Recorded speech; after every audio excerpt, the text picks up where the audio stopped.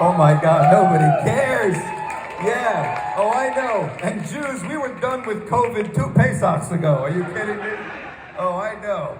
Yeah, you don't care. It used to be the question. A few months ago, everyone was like, you vaxxed? Someone literally came over to me a few months ago and said, hey man, are you vaxxed?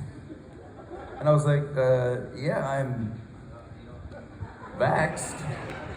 Are you sure you're vaxxed? Which one did you get? Pfizer, Moderna, Tijuana? What is it? A lot of assessing, a lot of wondering. Is he gonna be good tonight? I think we've already answered that. I'm on fire and I haven't even started yet. That's right. Does he have new stuff? Yeah, no, I've been home for 2 years. I've had a couple of new thoughts. Don't worry about that. Believe me, I have what to complain about. And you know me, I don't mean to complain, but gas prices. Gas prices are so high, even Reform Jews are walking to shul. And by the way, I did that joke 10 years ago, and now it's a meme. I get no credit. I did that joke on, I don't want to brag, the Chabad Telethon. I hosted a few times, yes. That's right. I love Chabad. The only telethon with barely enough material to last 1 hour, yet miraculously lasts 8. The only telethon that broadcasts in color, but when you're watching, you'd swear it's black and white.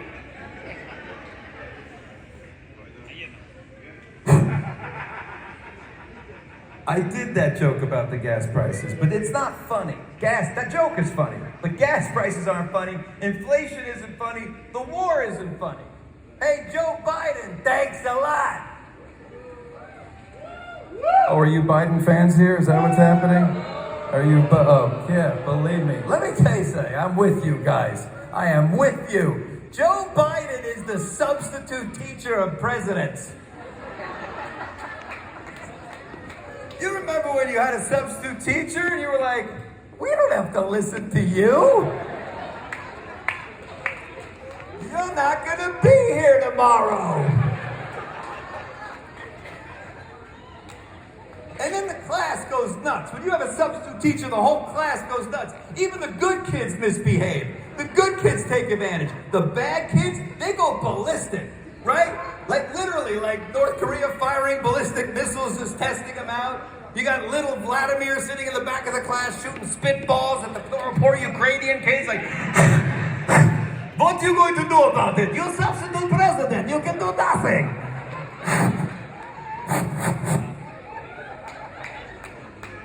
The substitute teacher is so bad, he makes you miss the last teacher, and that guy was nuts. But we loved him. Many of you, some of you not. I get it. I don't get political. I hate everybody. And yeah, it was great for Israel, which is all I care about. Yes, all I care about. But wow, that guy. I miss him politically. I miss him comedically. He shows up every now and then, like now, he's like on a press junket gloating to the world about the war. This never would have happened under my watch. You know, you look at the Russians, and I love the Russians. And they're doing, I gotta tell you, the Russians, they're doing some terrific things and some very bad things. He's always like contradicting everything he says, right?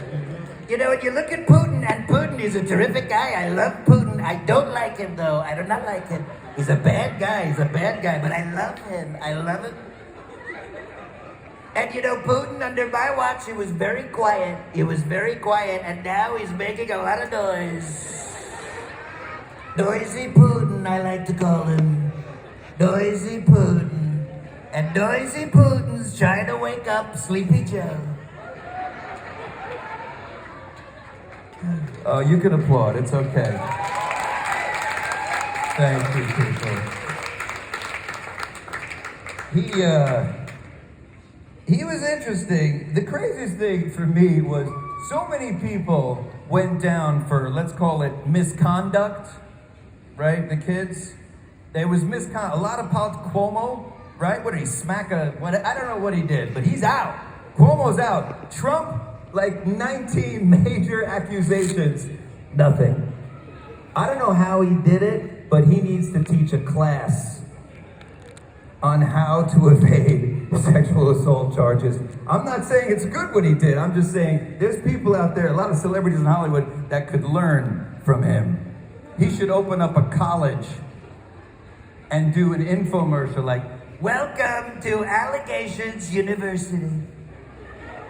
If you or someone you know has been wrongly accused," and I mean like very wrongly, like totally wrongly, like what's the opposite of rightly? Wrongly. If you or someone you know has been wrongly accused of unwanted touching, and I don't even know what that means, unwanted. I only know about wanted touching because everybody wants to touch me. And I'd like to touch everybody. Then come to Allegations University. We've got over 50 classes, including He Said, She Said 101.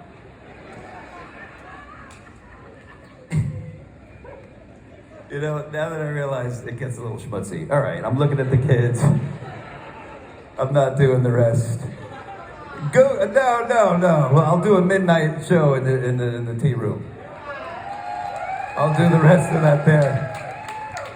I could do my Trump and fast forward bit the kids would like. So every time I watched Trump, his speeches were so redundant. It was always the same thing. Whatever he was talking about, whatever the issue was, it was a total disaster. And now, thanks to him, it's doing fantastic, right? Like anything, like immigration, and he would just talk about it, and it was a disaster. And I would just fast forward the speeches because I know what the end's going to be. And watching Trump in fast forward is the funniest thing you will ever see. Because those silly hand motions sped up are hilarious. And when you speed up a tape, the voice goes up, so it's like helium Trump. Here it is, Trump in fast forward. I want to tell you something, folks. Okay. Immigration is a total disaster. I mean, like a total, like a disaster, like you would not believe, okay? And I know a lot of people. I know a lot of smart people. People like brains that are like huge. I know a lot of tremendous brain people, and frankly, I know a lot of immigrants, and I married an immigrant, and my wife, melanoma, what is it? Melania, melanoma. Either one will kill me eventually, I will tell you that. But my wife, melatonin, what's that? Melania, melatonin, they both put me to sleep, I gotta be honest. She said to me, you know, immigration, never been better. And you look back, and I have one of the greatest memories of all time. Better than any historical figure. Take a look at any historical figure. Martin Luther King, great man, terrible memory. Had a dream, woke up, could not remember it. Exhausted from that, people. Exhausted. Oh my goodness. Thank you. It's crazy. We'll move on for the Trump thing. Oh, you want more? Well, I'll tell you this true story, that my rabbi came over to me and said, you know, you're such a great speaker, and we would love for you to get up and give the Dvar Torah for our shul. And I went, I'm not that good at that, but I could probably sort of BS my way through it. And then I thought of the ultimate greatest BSer ever, and that's Trump. I said, I'll tell you what, if I could do the Dvar Torah as Donald Trump, I'll do it, because then I don't really have to know anything. It's like the essay that you don't know, you just keep talking about like the question. So I got up in front of my shul and I literally went, you know, you look at the Parsha, and I know a lot of Parshas, folks. I know more Parshas than there are Parshas. I know so many Parshas. I know, what are there, like 50? I know 1,900,000 Parshas. And this Parsha is terrific. You know, you look at the Parsha, you got Moshe Rabbeinu, and he's doing terrific. And then you got Korach, and he's a total disaster. Anyway, it went on. I actually love listening. Thank you, people. I love listening to rabbi speeches. I'm genuinely inspired, always learn something from the rabbi's speech. But I realized, growing up in New York, every time I'd watch my rabbi give a sermon, it's pretty much the same technique. And you could watch for this. It's a technique they took from journalists, okay? Journalists learn this in journalism school. To make a story compelling, you have to answer something called the 6 W's, which is who, what, why, where, when, and how, which has a W at the end, so it counts. This is a real thing, I'm not making it up. And rabbis picked up on this. And you can actually see, if you look carefully, you can see rabbis counting during their speech to make sure they don't miss one of the 6 W's. You miss one, it's not a good sermon. So here's my impression of every rabbi's speech. There's a saying in Judaism, which is what? Do unto others as you would do unto yourself. Now, where do we see this and who said it? We see it in the Torah, and it was said by God. Why? Why? Why did he say it? Why? He said it so that we should institute it into our daily lives. But how? How? How do we do it? How? By being kind to our fellow man. And when? Always, always, always be kind to your fellow man. Good Shabbos. And that's every rabbi's speech right there. Am I right, people, or am I right? I loved hearing in New York. And by the way, where is New York City? New York City, yes! New York City in the house. But not anymore, right? Not anymore, you left. You went to Miami. Where are you? You're in Florida? You're not there. You're not there. Yeah, you did. You left New York, you went to Florida. More? That was an exodus, yeah. More Jews left New York than Mitzrayim. Because the only thing worse than Paro was de Blasio.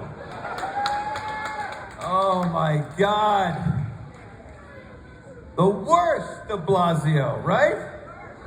The worst. Terrible, I agree with you. I'm on your side, don't yell at me. Paro. By the way, do you know what Paro's English name is? Pharaoh. That's like the effeminate version of Paro, right? It's like, hi, I'm Pharaoh. Okay, listen up, slaves, listen up. I'm Pharaoh and I'm fabulous. Pharaoh? It's Paro, Paro. I'm Paro, I'm Pharaoh. Everybody went to Florida. You guys did it, right? Did you buy at the right time? That's all they talk about in Florida. We bought at the perfect time. 2 months later, our house, $3 billion. $3 billion. We bought it for $200,000. Everybody's gloating over there that they made this big real estate move. One hurricane and it's all going to crap, trust me. One hurricane, it's all going right back, and that's what I'm buying. I'm gonna catch that wave. I'm buying right then and there. So they moved to Florida. Jews used to move to Florida to die. Now they're going there to live. They're living there. They want to live. Isn't that a weird thing to say? We live in Miami. Where are you breathing these days? Oh, we breathe in Bell Harbor now. People ask me, where do you live? I go, everywhere. I live here. I live in LA. Right now I'm living in Mexico. I know that's a weird observation, but you'll think about it later, trust me. The next time you say, where do you live? You'll be like, that's weird. Live? But Miami was the preferred. They wanted to go from de Blasio to DeSantis. Right? We like DeSantis. I get it. They just announced like Florida was like the best state, handled COVID better than anybody. That's hilarious. That's amazing that he pulled that off. I get that. I understand why you like these people. Again, I hate everybody. But I did kind of get him, and I liked what he was doing with COVID and everything. But we turn on people anyway. We turned on Zelensky. Do you remember that? You remember what happened? we were all for Zelensky. He was like the world hero. Everyone was so excited, and he was like a Jewish guy, and we're so proud, and he's fighting the good fight against the bad guys. You know how we know it's the bad guys? We heard it twice on the Seder. The wicked son, Russia. And we were like, yeah, go Zelensky. We were so proud. And then he says one stupid thing, distorting Ukraine's role in the Holocaust, and we're like, that's it. I'm done with him. And you know, his wife says, Shiksa. We were looking for excuses to not like him. He had his children baptized. Who needs him? I'm done with him. And it's like, come on, you gotta back Zelensky, people, am I right? You have to. And I'm obsessed with watching him on Instagram. Do you watch him on Instagram?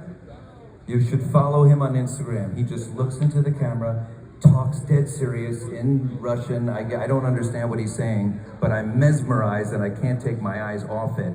I'm just watching. You watch him on Instagram? He's just like, and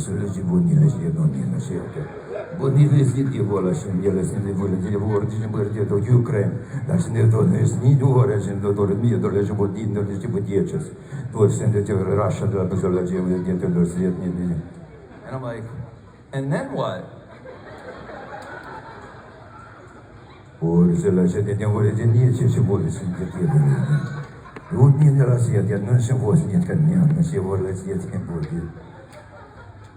That doesn't sound good.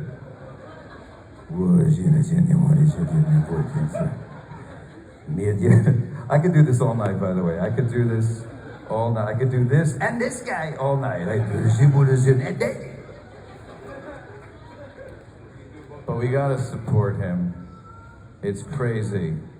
Russia, they're the bad guys. Not the people, Putin. This is Putin's war. Don't mistake that. People are walking around now going, oh, freaking Russians. We do this all the time. When COVID hit out of a lab in Wuhan, China, what did people do here in America? These dummies started beating up nice, innocent Asian people.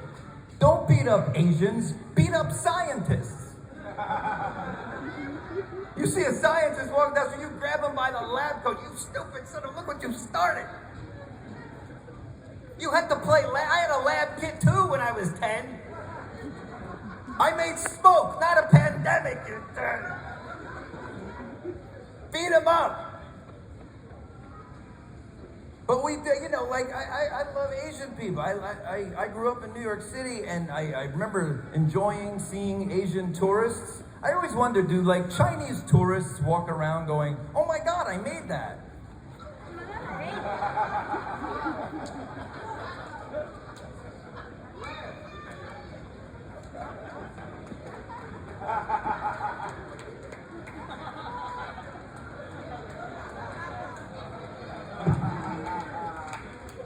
It took me a couple of weeks right there. I remember that. I remember that one.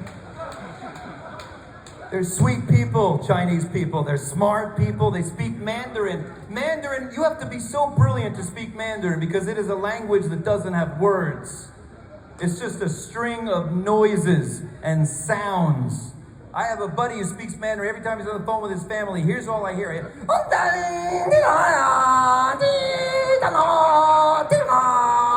I'm like, that's not a language. That's the noise I used to hear when I tried to connect to AOL in the 90s.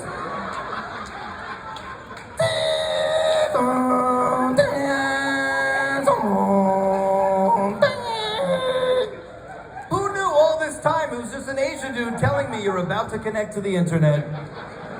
Just give it a minute, give it another minute. I could say give it another minute in Mandarin. That's it.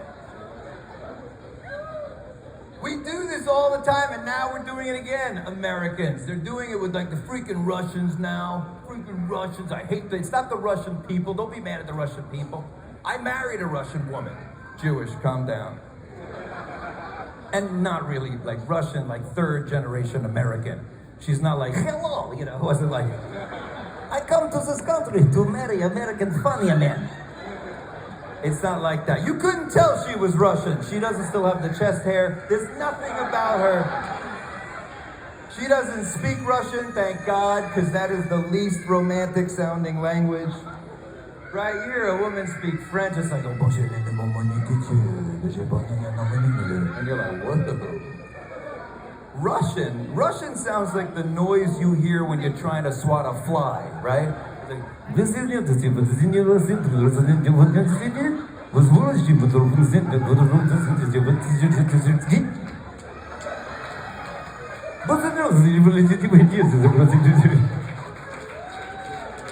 or if you go a little lower,